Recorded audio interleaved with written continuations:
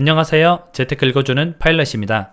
지금 현재 부동산 시장에서 거래가 없는 거래 절벽이 이루어지고 있죠. 그리고 가끔 가다 나오는 급매물, 급매물이라고 표현하기는 좀 그래요. 초급매물 정도는 거래가 되고 있어요. 그래서 그 초급매물이 싸게 거래가 되다 보니까 이게 가격이 하락하고 있는 게 아니냐라는 의견이 시장에 좀 지배적이기도 하고요.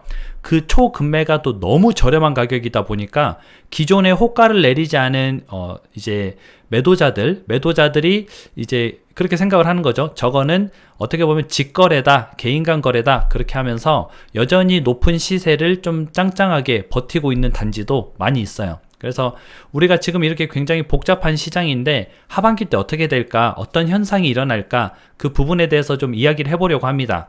제가 생각했을 때는 한 가지 현상이 더 추가적으로 발생하게 되는데요. 바로 이제 매물이 줄어들 거예요. 매물이 줄어드는 이유는 간단합니다. 팔려고 내놨지만 이제 초급매물 정도가 팔리는 거잖아요. 예를 들면은 시세가 10억인데 지금 9억, 8억에 내놔도 잘 안 팔리는데 7억 5천 이런 게 팔리는 거예요. 그러면 10억짜리 집을 가진 사람이 순식간에 몇 달 만에 7억 5천의 집을 팔 수 있을까? 못 팔죠.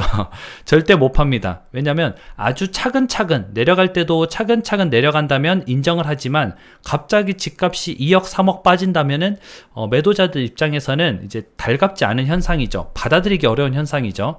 그러다 보면은 당연히 그 가격에 나는 못 팔지, 그냥 우리 집 안 팔아 하고 매물을 걷어들이는 현상이 일어나는 거죠. 이 걷어들이는 현상에 일조하는 것은 세금 감면, 최근에 이제 종부세라든지 그런 세금 감면 혜택이 새로 나왔기 때문에 그래, 세금 감면 혜택도 나왔는데 한번 더 들고 가보자, 어차피 세금이 좀 줄었으니까 부담이 그렇게 크지 않다, 이런 현상을 좀 나타낼 확률이 높고요.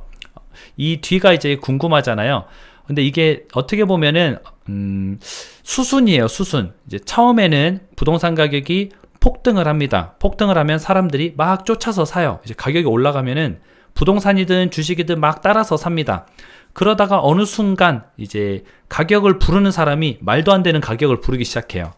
8억짜리 집이 8억 5천에 팔리는 건 괜찮지만 8억짜리 집이 호가가 12억에 나오는 거죠.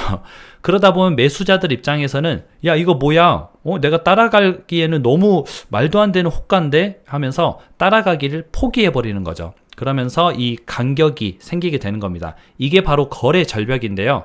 거래 절벽이 생긴 이후에 위에 있던 호가가 내려오든지 아래에 있던 매수자가 올라가든지 이런 현상이 나타나게 되는데, 지금은 금리 인상 때문에 밑에 있던 매수자가 올라가지 않고요, 위에 가격을 주고 사지 않는다는 뜻이죠. 이제 원래는 위에 있던 호가가 내려오는 게 정상이지만 지금 세금 감면 혜택을 주다 보니까 내려올려다가 지금 말아버린 거죠.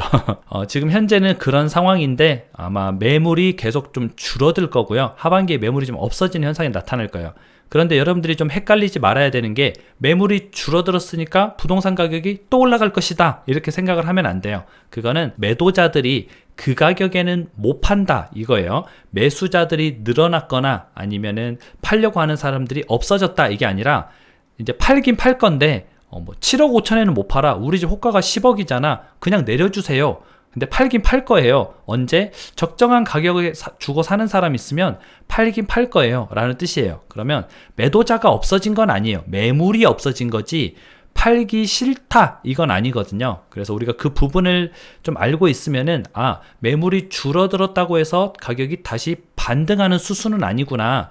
우리가 가격이 반등하는 시점은 아마도 이제 미국이 더 이상 금리 인상을 하지 않고 인플레이션이 잠잠해져서 금리 인상을 하지 않고 오히려 금리를 내리는 시기가 다시 올 겁니다. 그러면 그 시기쯤에는 사람들이 집을 살까, 이런 고민을 하기도 한다는 거죠.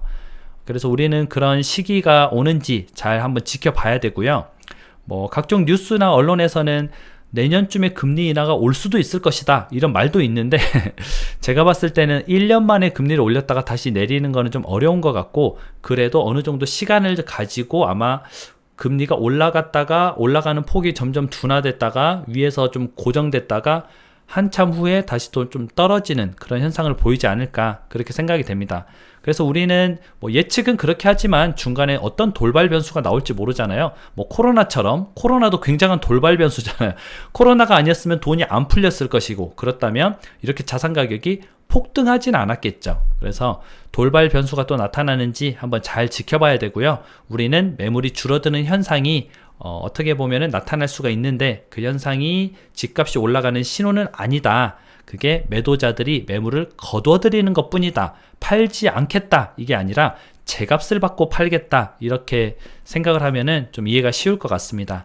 여러분들 오늘 하루도 행복하게 잘 보내시고요. 알차게 하루하루 또 보내다 보면은 굉장히 의미 있는 일들이 많이 생기더라고요. 그래서 여러분들 삶에도 의미 있는 일이 생겼으면 좋겠습니다. 오늘 방송은 또 여기까지 하고요. 여러분들 좋은 하루 보내세요. 그럼 다음에 다시 만나요.